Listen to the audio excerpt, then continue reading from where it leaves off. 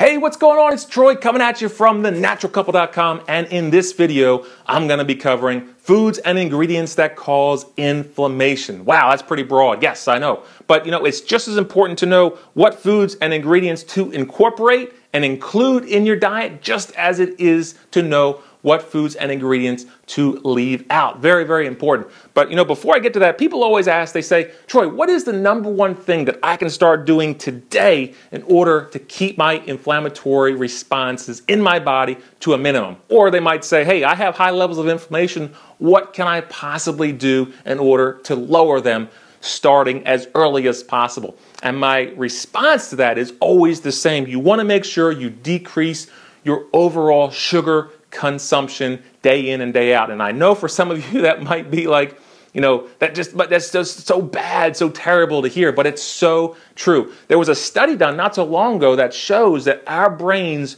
are like 7 times or 8 times more addicted to sugar than it is to raw cocaine. You're saying, what? That's crazy, right? I mean, it's just nuts to think about. But our brains are hardwired to become addicted to sugar more than cocaine. Because if you have high levels of sugar in your body, you have these inflammatory messengers called cytokines. And believe me, you don't want these cytokines floating around in your body. We have millions and millions of people today that have these cytokines in their body. They're walking around in like these pro-inflammatory states. So you have to start looking out for words that end in OSE, right? So think fructose or sucrose, because at the end of the day, it doesn't matter if your sugar is coming from a refinery, so if it's processed, or if it's coming from something natural, like a piece of fruit. Sugar is sugar, and it's going to be treated the same in your body. So that's number one. The second thing is you want to make sure you stay away from refined grains. So think milled, or think fortified, or think sweetened. You want to make sure you keep all of these refined grains down to a minimum. I know for me that was huge because I had high levels of inflammation in my body, and I also had high blood pressure. So I really had to make sure I kept a watchful eye on my refined grains. And I like a great pasta dish just like the next person. But if you have high levels of inflammation, you really should start thinking about keeping your pasta dishes and these refined grains down to like a once a week sort of deal, or maybe even twice a month.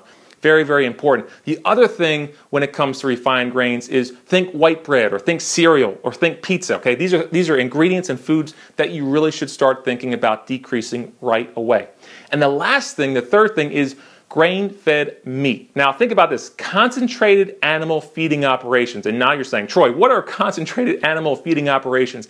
Basically, in a nutshell, that means that these animals, these chickens, these cows, okay, these pigs, that we're having these ingredients, like pork and beef and chicken. They're on these farms, and they're just sick, and they're unhealthy because they're not grazing like they normally would graze if they were in the wild, and they're not living outside like they normally would if they were in the wild. And then on top of that, they're fed antibiotics and fed hormones. And guess what? If that animal that you're eating has been fed antibiotics and hormones, now you are ingesting those antibiotics and hormones. So whatever the animal ate that you're now eating, you're also going to be incorporating those chemicals and those harmful toxins and substances into your body. And what's worse is that these processed meats are absolutely laced with preservatives and colorings and artificial flavors. So again, you can see by these 3 things, sugar intake and grain-fed meat and refined grains, if you're looking to lower your level of inflammation in your body, you definitely want to start taking practical step-by-step actions to make sure you start decreasing these foods and ingredients in your diet today. Now, what I want you to do right now is to click the link below to download our instant video training, which is going to give you instant access to the top 3 delicious foods that can help you start lowering inflammation as early as today. How cool is that? So I'll see you over there. Click that link right now.